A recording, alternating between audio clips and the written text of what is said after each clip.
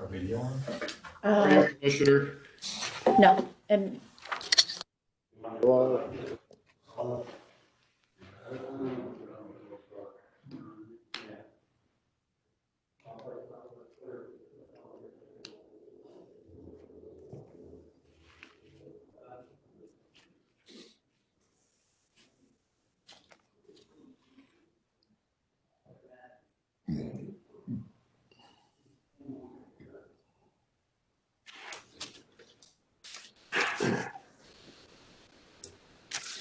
Mike Girassi has joined the meeting.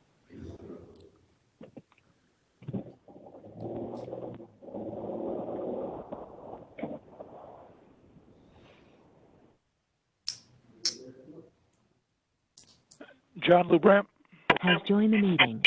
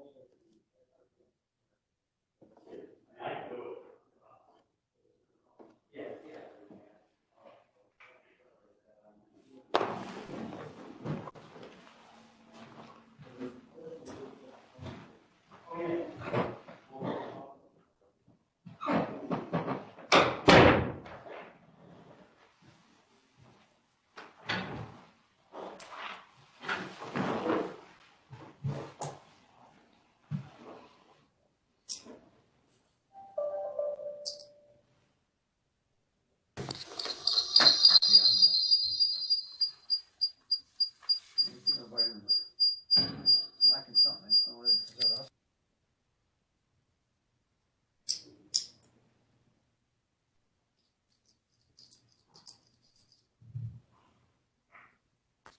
I'm muted and I have no video.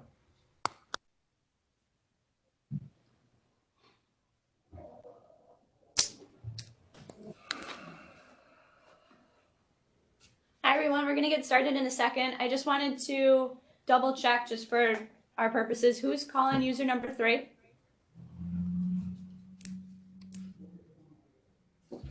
Well, just need to have the call-in users identify themselves. Or anybody who's called in, caller in user number 4.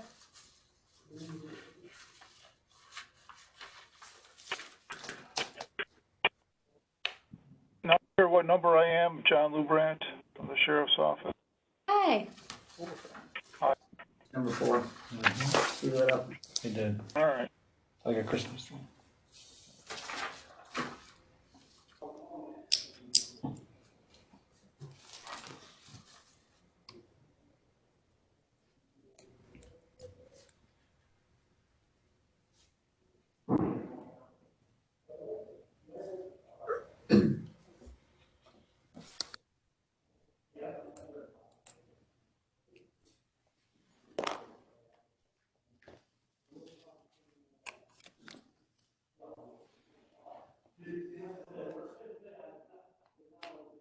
Hey, everyone.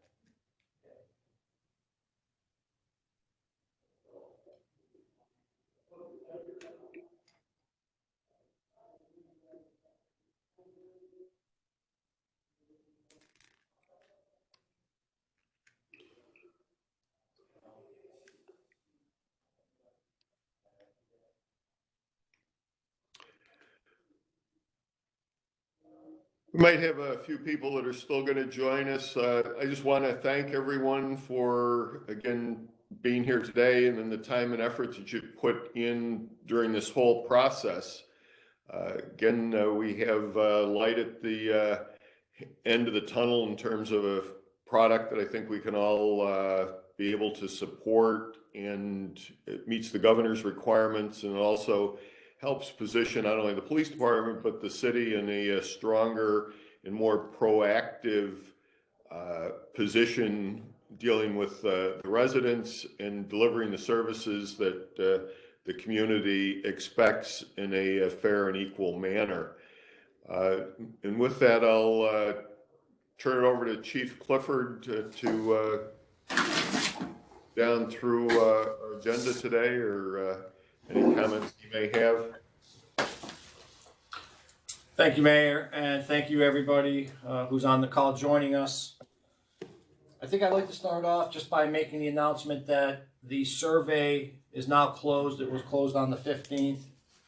And I'd like to ask Drs. McLean and Warden if there's anything that they want to discuss or go over.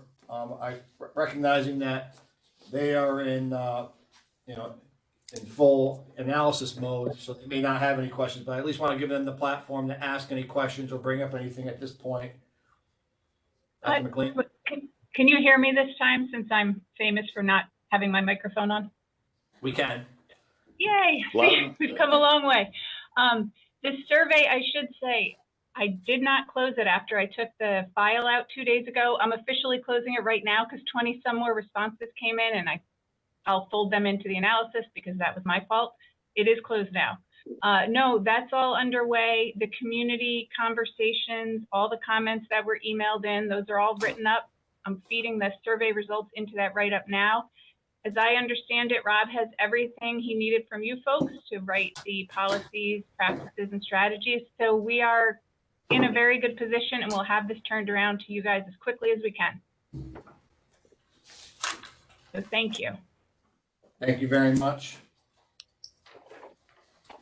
So the next thing I'd like to do is, we don't have a specific agenda for today as far as things that we want to make sure that we go over. So what I wanted to do is I wanted to just take this opportunity, this next hour, to allow the steering committee to offer feedback specifically on the two things from last week that we discussed, which was the draft report outline and the use of force form that we introduced.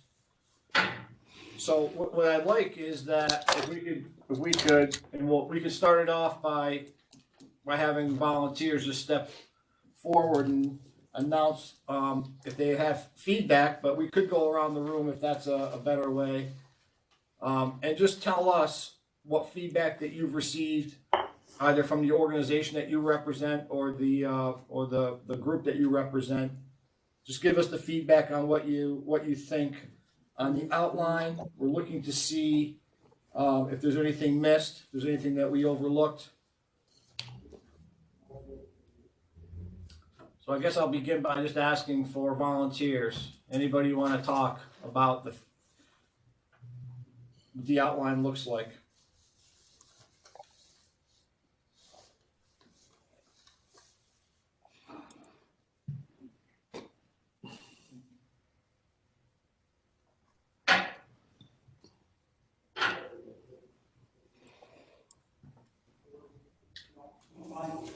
We don't need to stay, I can expand it and just say that I'd like to hear some feedback from the steering committee on our process to date. Everything that we've done up to this point, I'd like to get some feedback. Have we missed anything? Is there any topic that we should be discussing that we may have either not discussed or not discussed enough? Anything that's not covered that we want to take this opportunity while we have this platform, we have an hour of time, and it's still not too late to bring something up and discuss. Yeah. So sorry, Chief. This is Genghis. I was just pausing the first question. If we could just go back to it, since no one else brought it up. Look, here I'm speaking for myself personally. I'm not speaking for the clergy and say team. I think the outline looks fine. It's quite lengthy as a report, actually, but I guess that makes sense. What I would recommend is probably having an executive summary right at the beginning that at least summarizes what the key policies / takeaways are.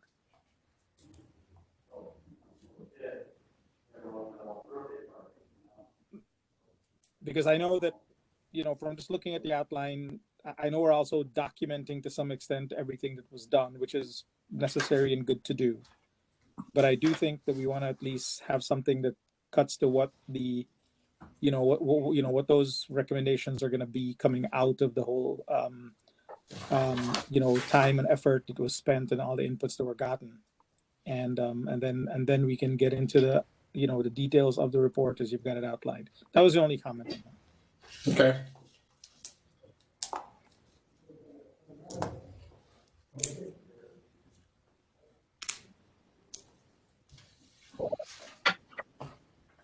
I wanted to second that comment as well. I had sent in some comments after the last meeting because I somehow couldn't be able to get past the mute. But I think what was said last time was the need for some executive summary. I think it was, I think there were several comments made on that, but the summary should be not too long, but still comprehensive, that would show the timelines being talked about. The other thing I indicated in comments was putting in one of the appendices or somewhere the 13 demands. And I know, Chief, you got back to me that you disagreed, and I guess I disagree with you, but I believe that part of the context of where we're at is because of community demands that were made, and I feel it important to put to list those in the document. Yeah, if you recall on that, Reverend, my response was that we do plan to, in the document, include the initial PowerPoint that we did.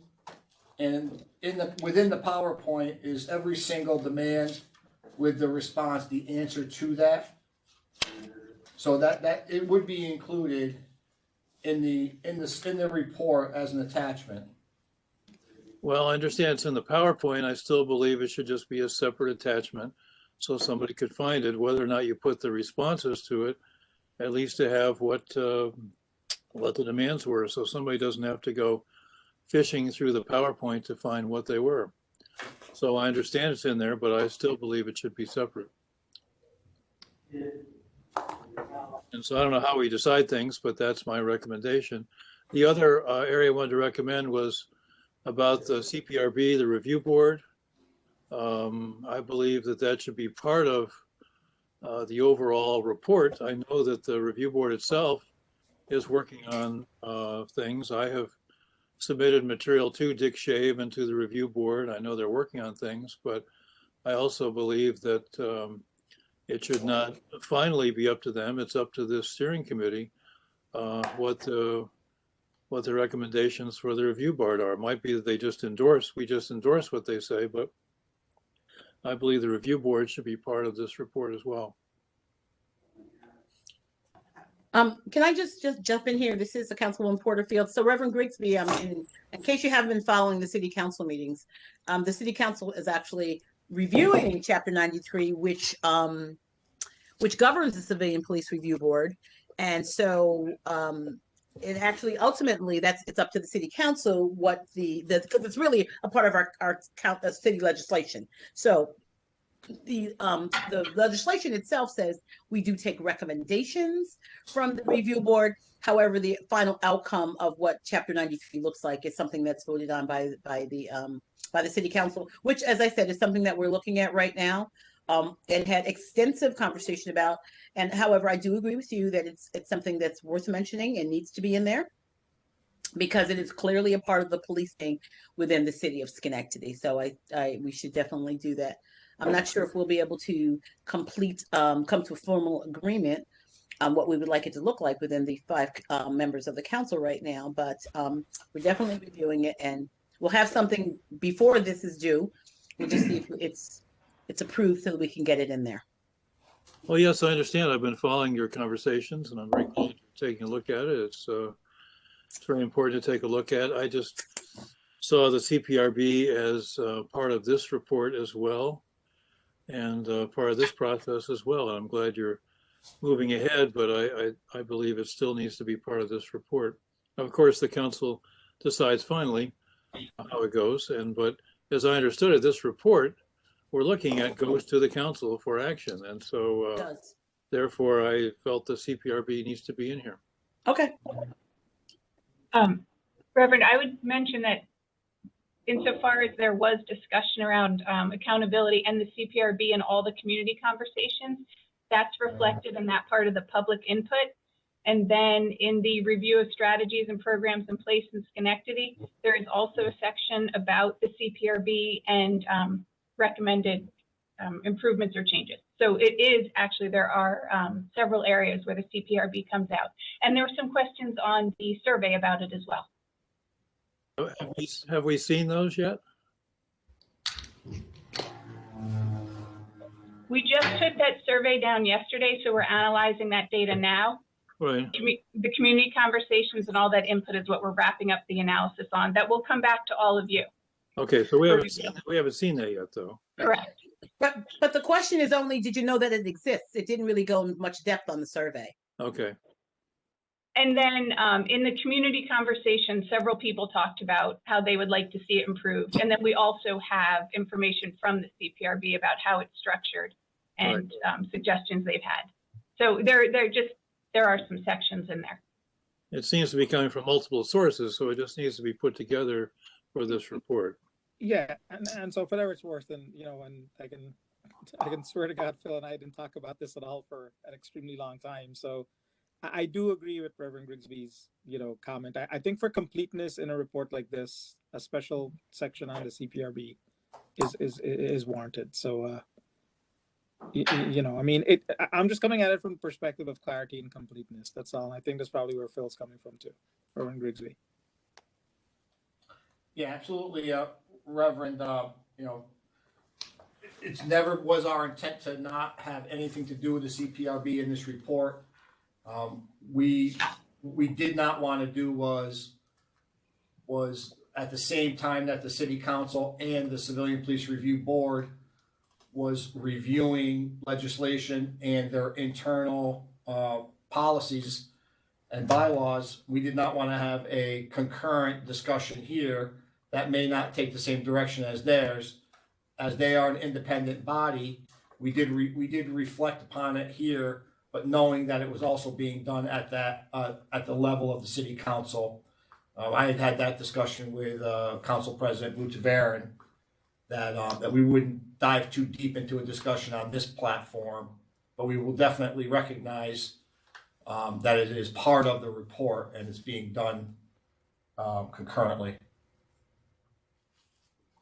The thing about this is that it's good to have all these conversations. It shows that finally, at last, the CPRB is an item of conversation and people are taking a serious look at it, and the community is becoming much more aware of it because too long the community has been not paying attention to the CPRB. So it's a good thing that there are multiple conversations. Makes it a little bit confusing in a way, but I think out of the format it can be something good can come out of it. Agreed.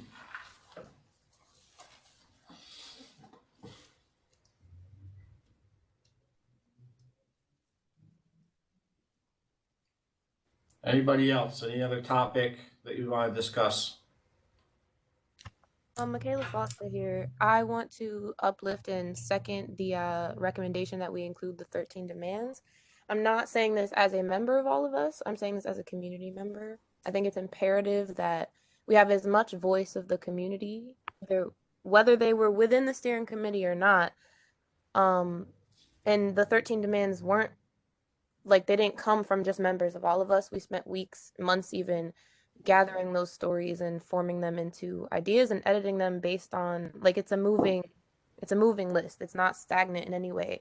Those demands have come from hundreds of people in this community who live in Schenectady, all across Schenectady, and all across race and gender class and things like that. And I don't really see a reason why there wouldn't be a formal copy of the annotated demands, which I can resend, and the most updated list of demands, just because there's also them, like you have answers to them in the PowerPoint as well, because I agree they should be, the voice of the community should be poignant and at the forefront of everything Has joined the as much as meeting. possible.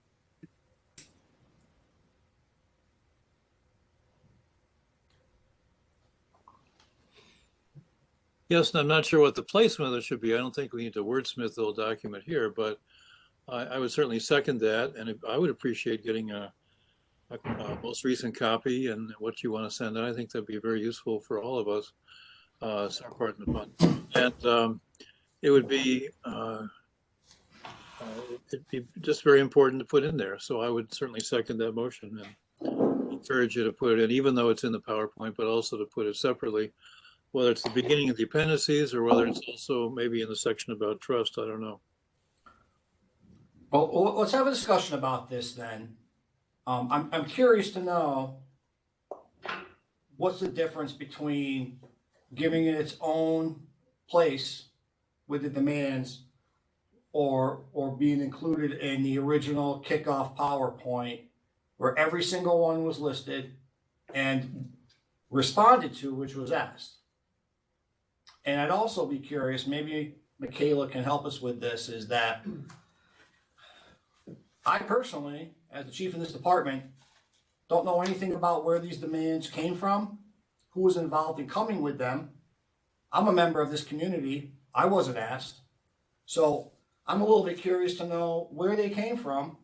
If they want to be a part of this report, let's have a conversation about that and maybe enlightening us where they came from. And, you know, I don't have a problem adding them to this report if the steering committee wants to, but I think that we should have that as part of this conversation.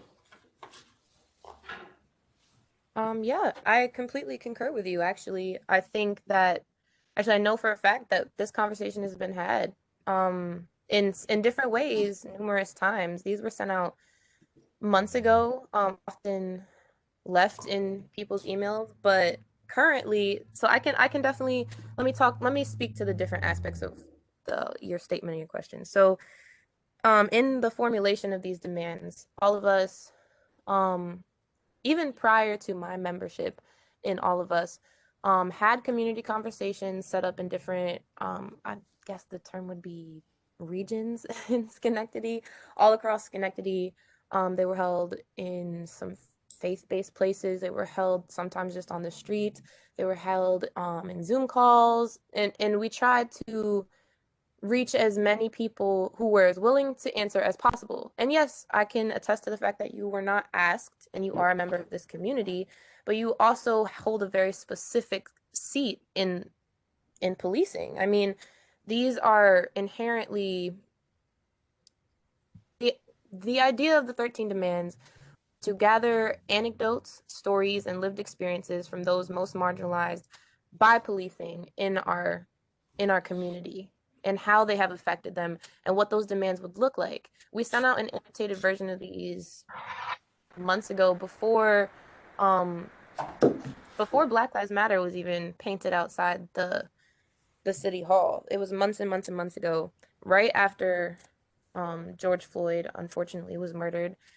And we've continued to have these discussions. So the idea of not involving police officers was because we wanted it to be strictly from members of the community who have either been directly impacted by policing and members of the community who have not been impacted by policing but don't have a specific tie to policing. Because the idea of changing and I guess the term reforming, but I prefer transforming how policing happens and operates in Schenectady it should be based on those who are impacted the most. And we should be pinpointing and highlighting those stories. So we had those conversations with, I want to say, like, just hundreds and hundreds of people.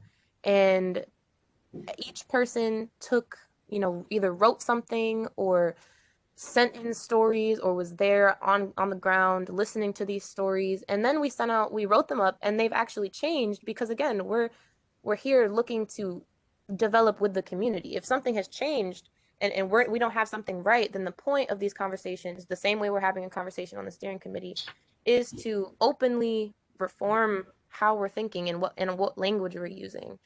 So I just sent the annotated copy again, although I know for a fact that those have been sent out prior to this conversation that we're having right now. But I mean, it's not that you aren't a member of the community, it's that you're not impacted by policing the same way that members of the community who aren't in the police force are.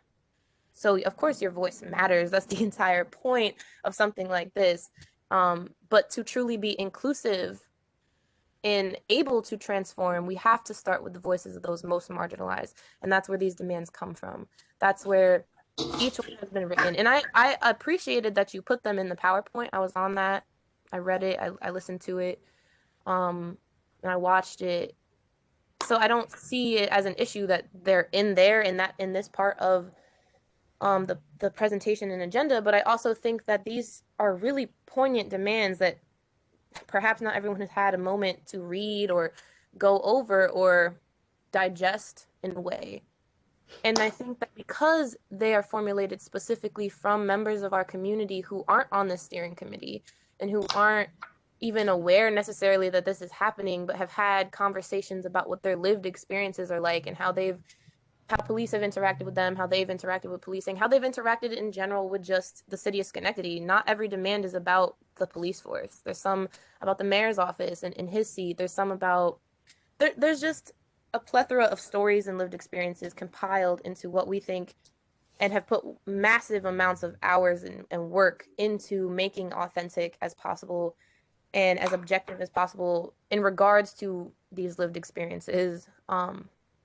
I think that we need to highlight them. That's the entire point of a steering committee like this, to highlight, and it's to my understanding that we're moving with the intention to prioritize those most marginalized first. So that's why I personally think that. I can't speak to why anybody else would, but that's my personal understanding as a community member and as a member of all of us who has put in the work to have conversations outside of platforms like this in order to create something like the 13 demands. And they've been out for months and months and months and months. And we've adapted them to the new stories that we hear, the new lived experiences, because we want to be as authentic as possible when representing our community and its voices. Michaela, I don't believe I've ever seen that supporting narrative that you've talked about, where you've done the interviews and recorded those. Have you made that available on a wider range or to the members of this group? I mean, everything has been available since the summer. Everything that all of us have done, we've made public on Facebook.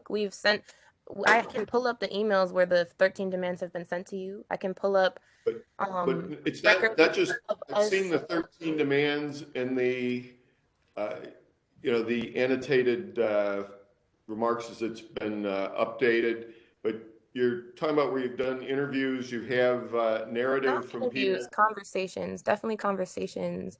Everything that all of us has done is live on Facebook, and I can send a link to the Facebook, Instagram, and Twitter page right now. But that's where we have everything, as well as what was happening before we went live on Facebook last February. If I might add to that, I believe, my own reasons for asking for it are clarity, as Genghis Khan indicated, but there are really several sources of what we're about today. And one source, if you look at the narrative Executive Order 203, of course, that's an exact source, but the other source is from the community and from the requests and conversations and felt needs and whatever of the community.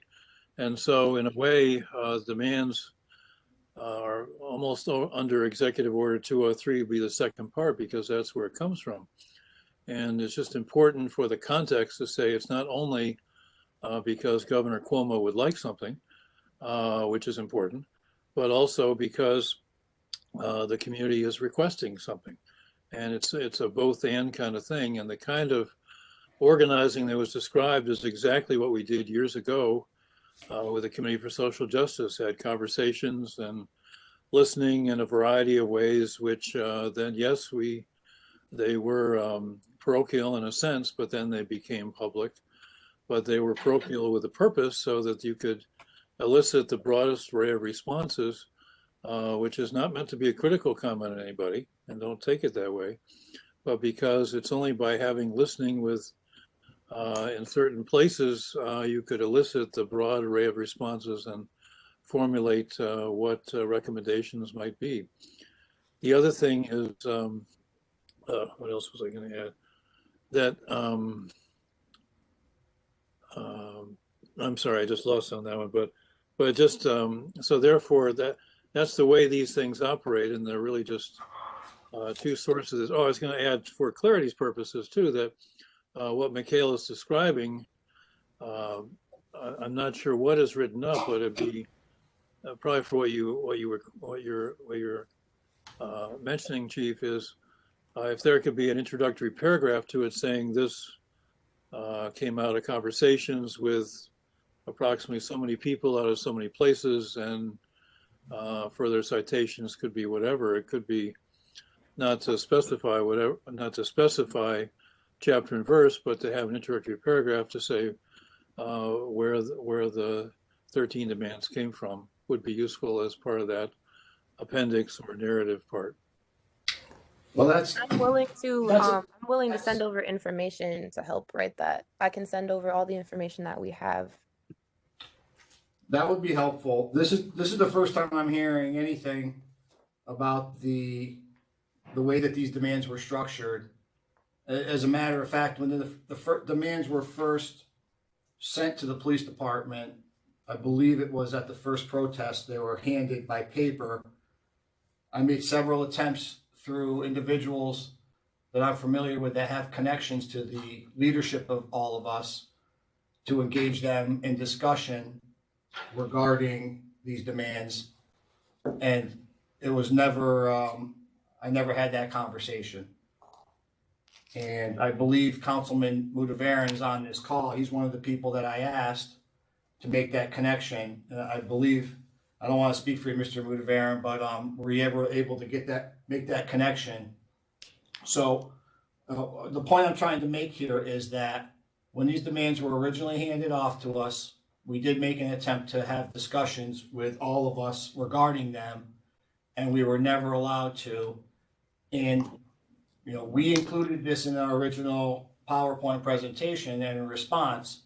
And we have another half hour. We can go through each demand one by one and discuss them now, or we can have a separate meeting to do it.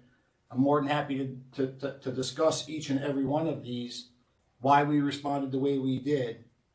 But I just don't see how simply posting a demand when the authors refuse to have a discussion about them as a part of a report is any different than including them into our initial PowerPoint discussion.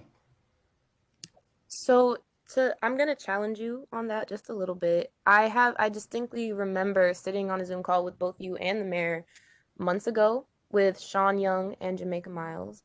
We also sent these out by email prior to the first protest. They've also been discussed at every protest in Schenectady, which we have, I've seen you specifically speak at one protest in Schenectady.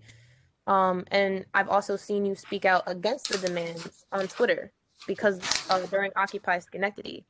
So I'm personally, as Michaela Foster, and you can quote me on this, I am personally willing to have whatever kind of discourse in a private manner between you, other members of all of us, and the mayor. I'm willing to hop on a Zoom call, or we can do it on Cisco or whatever, on a time that works out for everyone, obviously. And I think that I know for a fact that these have been sent out prior to, obviously with annotations, they were sent out after the fact because we did make changes to them. So I'll be accountable to that the updated version has not been sent out to everyone the way that we did the first time, but we sent these out prior to the first protests because we had them prior to George Floyd passing away, and we annotated them after everything happened with George Floyd and Breonna Taylor, stuff like that. If you don't have record of that, then I can double check, obviously. But the idea of having discourse is that the community has shown up multiple times to have this discourse. And even if the background and how these were created has not been shared, the fact that they've been passed around at more than 10 protests in Schenectady, Saratoga, Albany as well, and Troy have signed on to the 13 demands. And Clifton Park. The fact that we've had these protests, we've shown up, we've had conversations that aren't protests outside of City Hall where we're just going live. We've had city council members speak. We've had members of all of us speak, and no elected official outside of city council has shown up. I've only seen police officers at one protest in Schenectady, willing to speak to anybody. And we have evidence that we've sent these to numerous people, elected officials, community members across the greater capital region and Schenectady specifically. So I can, please email, I'm not even going to say I will, please email me whatever schedule works for you. And I will personally be on a call with you whenever we can set that up to discuss the 13 demands. But I think that we need to have a timeline as accurate as possible because these have been out for months and we have hundreds of signatures on these demands. And no demand has been changed beyond annotation since right after Breonna Taylor was killed. So I'm willing to have that conversation, but the conversation has been had openly and publicly, and no one has been kept from that conversation. It's just the space in which you are willing to show up has been shown time and time again because we've been outside City Hall peacefully. I mean, obviously, we don't agree on everything ideologically, but we have not kept anyone from the conversation. We were willing to talk to anyone to get these demands and to get these stories. And we've put everything that we have live on Facebook, live on our personal Facebooks, live on the Instagram, live on the Twitter. We have done everything possible to be as accountable and authentic as possible with full transparency of the process and who is involved in the process.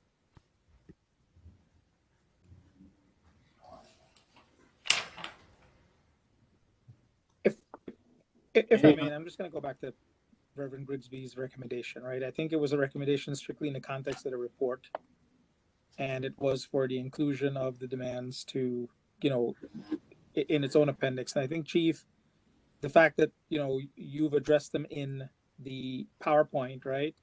I don't think there's an inconsistency there at all, right? You did address those demands as they had existed, and you did document it. And I think really, and Reverend Grigsby, I'm not speaking for you here, but I'm just trying to, we've come a long way to be here on February, whatever today's date is, right? And I think the key thing is that the 13 demands are part of the record on this, right? Chief, at the end of the day, you did address them. And so I think it's really just calling them out in a identifiable way in the report. And at least that way, it does represent the voice of the community that came via those demands. Right. I mean, again, I'm looking at it as a documentation thing, not anything more than that. But, some discussion was had and, responses were made. And I think including them clearly, right, it is still consistent with the goals of hearing from the community. Yes, I would echo that. My concern was a process one. I certainly support what's been said. I was not raising it to discuss them now one by one. That's a whole separate discussion. It was a process and clarity concern to say this is where we've come from. And I felt it important to have it as a separate item in the report as well as whereas in the PowerPoint. Obviously, it raises lots of other issues that people have talked about, and there's probably an important need to talk about those issues another time. But I was raising it strictly to have it included in the document.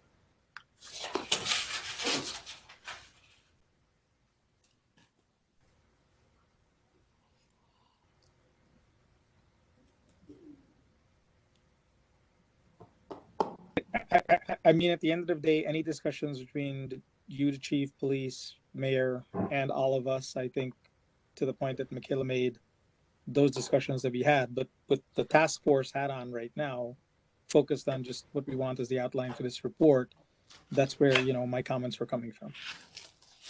Right? Second that as well. I think I definitely don't want to sit here and go over the 13 demands one by one for no real reason right now. But I just wanted to clarify my stance on that. But I agree. I think for clarity, just involving them, I think that was where I was coming from. But I do actually have another question, which is not completely off this topic, but slightly in a different direction. Because I'm not completely sure about the logistical aspect of how moving forward looks with the steering committee. So what policy changes are being brought up, and how are we? So this is the outline about how we'll be presenting them, just for clarity, because I'm trying to take notes, but I missed a couple meetings. I don't know what those conversations about actual policy change look like. And so we present those to the city council, correct? And the only true power over them is that we have recommendation power, correct? Correct me if I'm wrong, please. Correct. You're correct. Well, if I might ask as well, I mean, section 4, I mean, again, I've unfortunately missed some meetings. I'm not sure exactly why totally, but part of the time me and partly I didn't get information, but section 4 is empty at this point. There are no recommendations yet, right? That's correct. They're currently being worked on, and I'm. What date are we on right now? The 17th. When we have the draft report, there will be recommendations included in that, and it's possible that there'll be policy changes included. At this point, right now, off the top of my head, I don't know. I mean, certainly, that's the role of the steering committee here is. The policies have been up. We've asked everybody to review them. If there are any recommendations on policy changes, please bring them forward to us, and we will look at them. We have our own policy changes that we've made already. I can tell you that the use of force policy has been updated,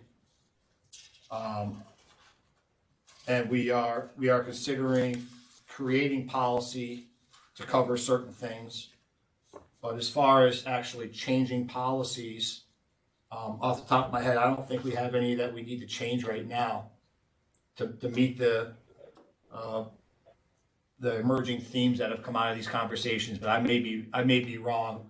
We won't know until we get the FIN report and we can start going through it. Yeah, Chief. I mean, I'm not sure if we want to make that assumption without seeing the FIN report, right? Because I think that is something that we need to look at together as a task force. Yeah, no. Don't misinterpret my saying that there's no policy changes as being the final decision. I'm just saying that as of right now, we don't have any that I can think of right now. Certainly, when we get the FIN report, that'll be the first step.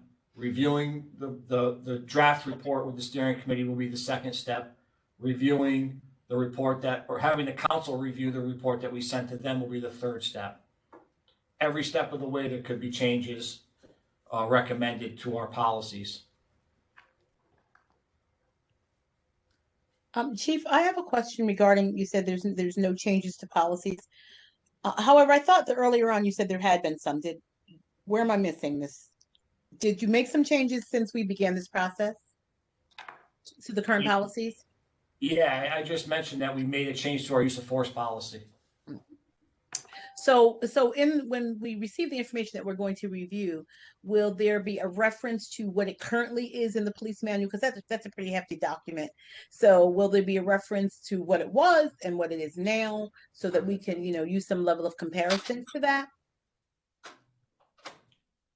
Are you asking if we're going to track changes? Yes, exactly. Yeah.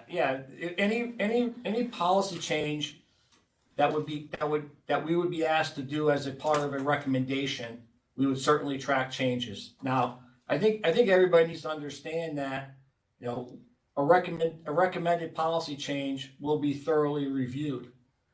We need to actually look and see what the policy changes and determine if it the full impact on the policy before we actually do the change.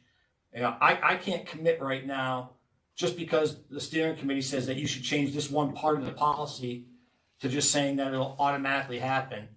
If I can make it happen, I will. But there's policies are constructed in a manner because one policy might affect 10 other policies. So, I believe Chief Sieber's in the room here. He can maybe speak to it a little bit more about, when a policy recommends change, if we can make it happen, we will, but we can't commit to it until we know what it is and know what the ultimate impact is for every policy down the line. Because we are an accredited agency, and anything that we do could jeopardize that accreditation. Mhm. All right on that? Yeah, you won't be able to hear me with my mask on, but, yes, as the chief said, there have been consideration, you got the laws, you got the liabilities, you have operational procedures and so forth, the policies. I haven't read the 13 demands in a long time, so I apologize for that, but can speak more specifically to it, but if you look at the demands, I'm just using this as an example, we refer to a lot of policies that address what are in the demands. And so I think you have to look at those policies that we refer to in those responses to see if there's any changes in there. These are policy. I think a lot of people forget over the last few years we rewrote all of our policies. We made a lot of changes in there and a lot of things were taken into consideration. We as a department, I know this is a from a national thing to going on, but people have to understand we made a lot of changes here. This department has changed in my career radically, and for all good reasons. So we're willing to make more additional changes, but these policies that are in existence today were not just made arbitrarily. They were they're really thought out, a lot of time spent on them, a lot of advice, legal advice, and so forth. So again, we're all posted online. Encourage anybody to go read them, and we'll take every suggested change under consideration because they're living documents. We did it in such a way that we can change them and make modifications and then follow up with the training as well. So they're open for review.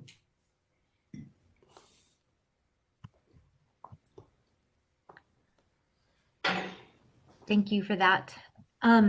This is Lynn Gardner, and I have a couple requests about the report.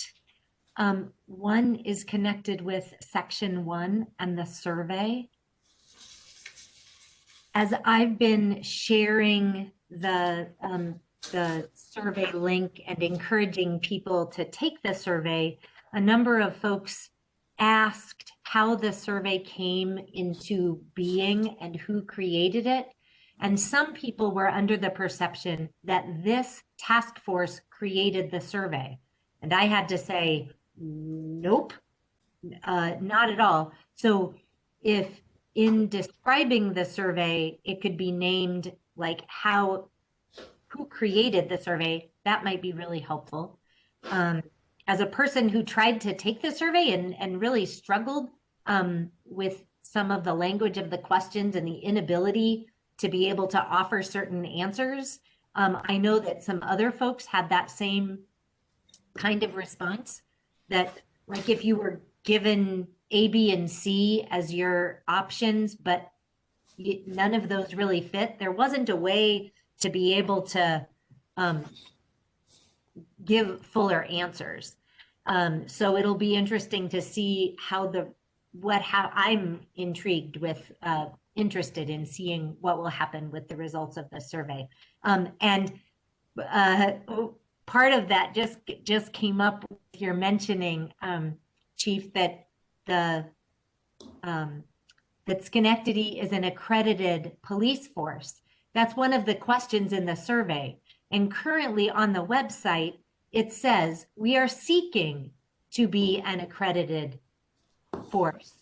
So for people who are looking for information about Schenectady policing, there isn't any way to know that y'all are accredited. So that's great to know, at least in the ways that we could see. So if there could just be information about how the survey got created, that would be a request from me. The other would be something at the end of the report about next steps, or further ways that people in the community will be able to continue to be part of conversations, or what the plan is moving forward. I've heard a couple of people ask about that. I definitely heard interest expressed in that, in listening to the conversation, the community conversations. And I didn't see a space for that in the draft of the report outline. Just the survey, thank you. We did write up exactly how most of those items are from previously used surveys, so we try to control the response sets to match others. So that is written up, and thank you. The moving forward, a lot of the public input section of the report is what folks wanted to see moving forward, so that'll all be laid out in the public input section and then in the recommendation. And then, on the survey, the accreditation question, that was a good point. Part of the reason that's there is to, so much of the public input had to do with that they just a lack of awareness about what was available, that policies are on the website, but the community doesn't know that. So a lot of the recommendations were about using social media and other outlets to let the public know that something is available. So that I hope the survey does help back that up. So thank you. Great.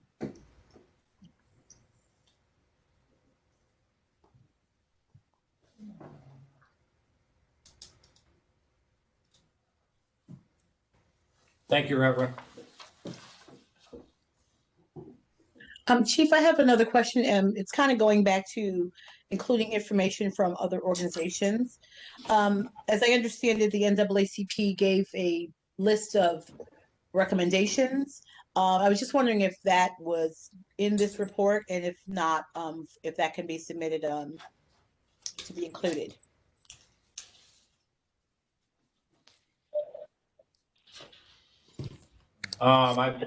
I believe it is not included, but we can include it. That's not a problem. Okay, thank you.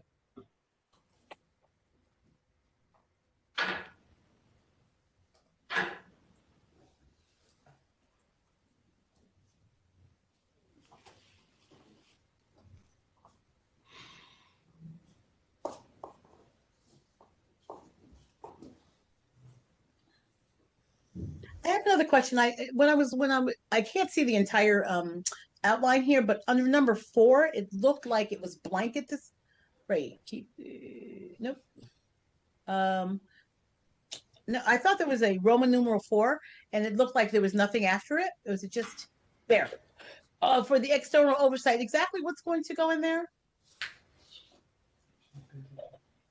There is a section describing what policies and practices are currently in place for external oversight, and then what the evidence base tells us about that. So is that where the information for the Civilian Police Review Board would be included? Correct. Yes. Thank you. Yep. And the other side of that is we really haven't had much discussion on the commissioner form of discipline, which is new to Schenectady and somewhat unique to Schenectady, but looking at it from a management perspective is a much more results-oriented structure than some of the things that have existed in the past. And it's something that I think we should collectively talk about and just emphasize that process. I think Commissioner Devine is here, and something that Wayne Bennett conceptually put forth. It was a long court fight to do it. Commissioner Iden served for distinction there for a number of years, and fortunate to get someone of Commissioner Devine's background and talent to fill that role. But it's, I think, an example that we can hold up with some level of pride, in that other communities should look at what Schenectady does and look to replicate that. Mayor, I think there's a bit on the commissioner form of oversight, but I will make sure, and we will follow up with you if we need additional information. So thank you. I just have a question under number 2, where you have it listed as situational crime prevention. Is there a particular reason that we're not spelling it out to exactly what CPTED is? and why we're calling it that, because I don't think that everyone's familiar with what SEPTED stands for. Oh, no, we spelled it out. That was just for the outline to keep it short. There's an entire write-up of SEPTED, what it consists of and what the evidence says about it, and then how Schenectady currently does. Okay, so I'm asking you, if on this outline, will it be spelled out there? Oh, yeah, yeah. Okay, thank you. Well, my dad, I think the confusion is using the word situational. I don't think situational is all, maybe others have used it, but I've always known just as SEPTED, so I'm not sure the term situational is helpful there. I agree with that.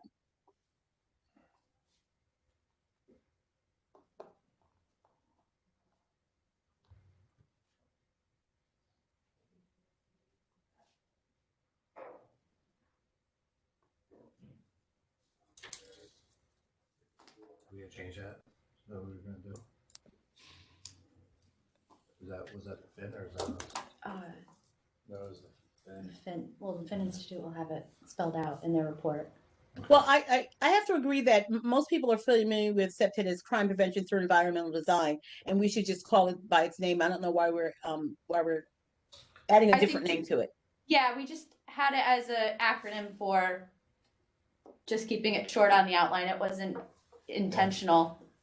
Dr. McLean, is SEPTED the only situational crime prevention listed in that paragraph, or are there more? I think there are more. I have taken a note. So if there are more, we will leave situational crime prevention as well as SEPTED and define it better. If it is only SEPTED, we will spell out SEPTED and define it.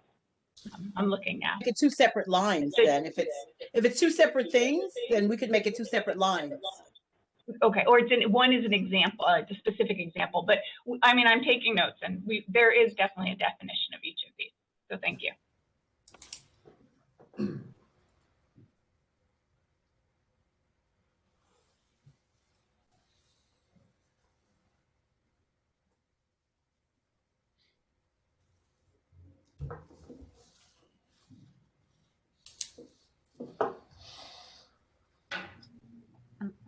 I know we're getting close to the end of the meeting time, and we discussed a lot of, I think, a couple of key things today, and I'm not sure if we got resolutions on everything, but maybe do you want to recap? And look, in all honesty, Chief, the key thing is, we need to make a decision what we're going to do with the 13 demands, right? Are we going to include them? I made the case I made before without rehashing them, but.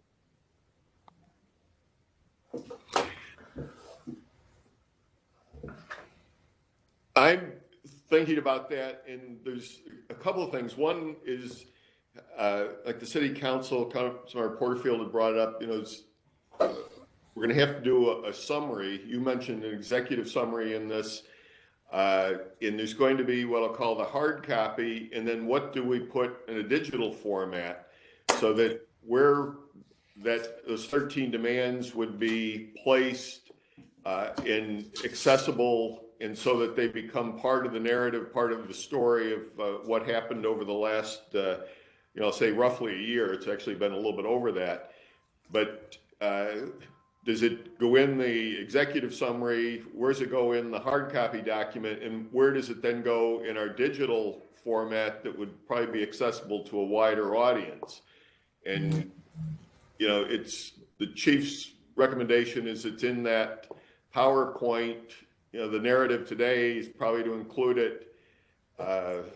Nobody's saying to take it out of the PowerPoint, but to also include it somewhere else. And I think there's probably some happy medium there, but I don't have a clear thing to say it's going to be in page such and such one place in the summary. Where is it going to be in the hard copy, and where is it going to be in our digital platform?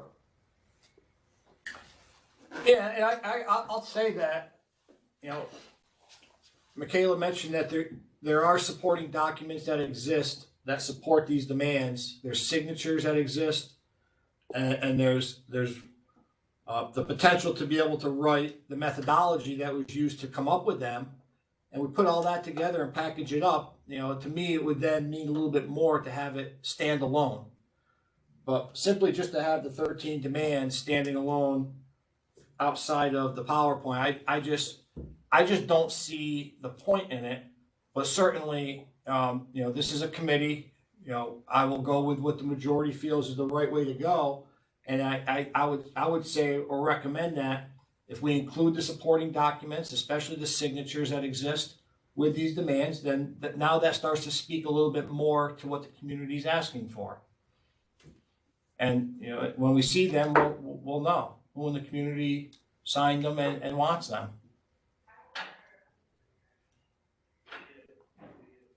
I can make it happen.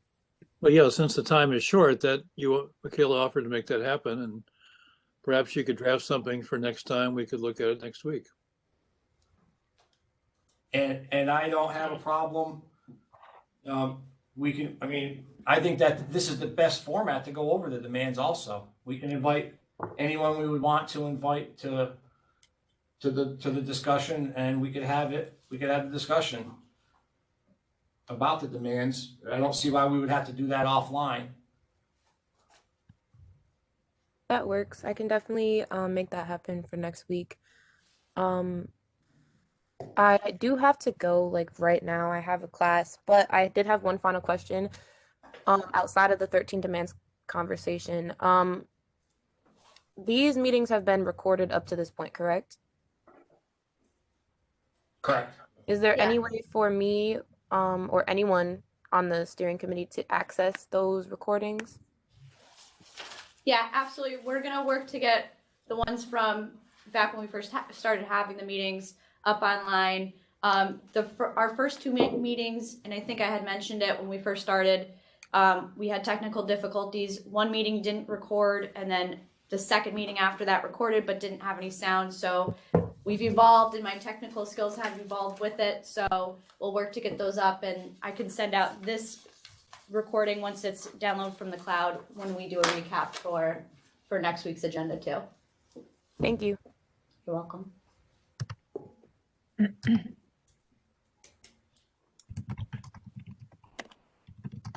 All right, so playing off of what Jengis had mentioned, the recap is that we're continuing to work on this outline. If anybody has any questions or suggestions, bring them up during our conversations, or please email them to the SPD collaborative email.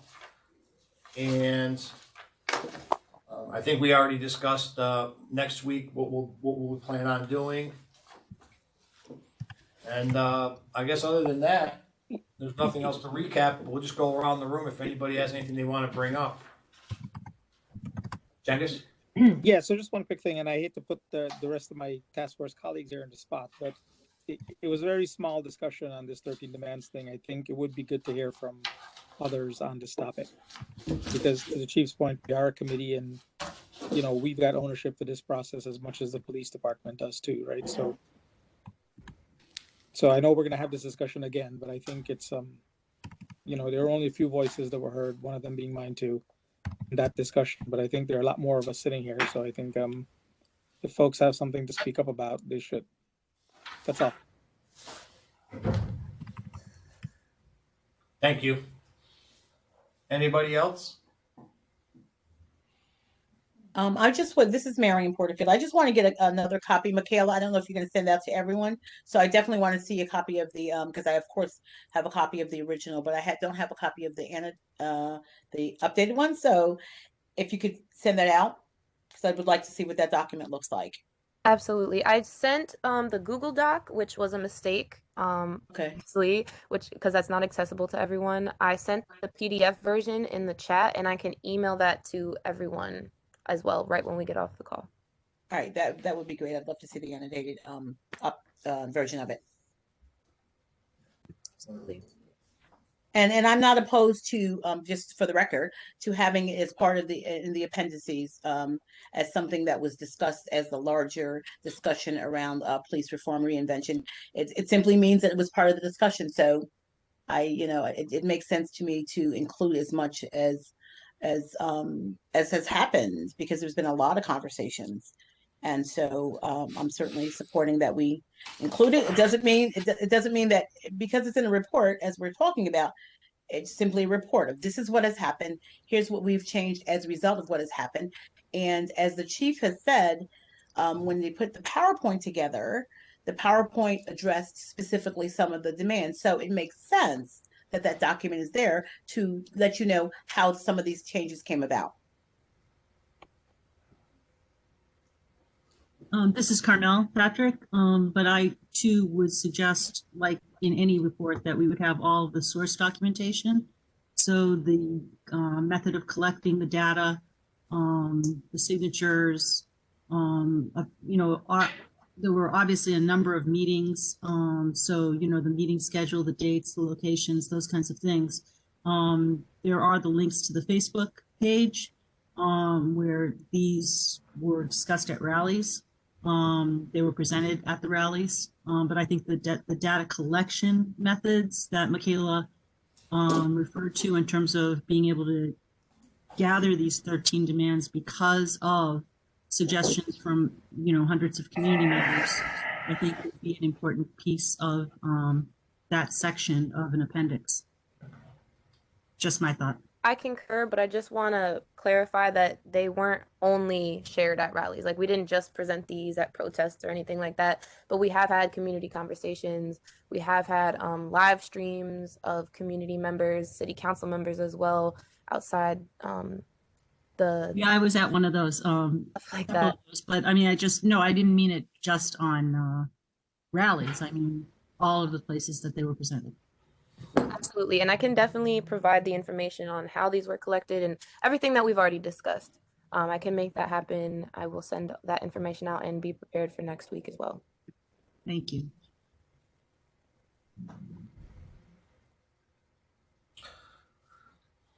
Okay.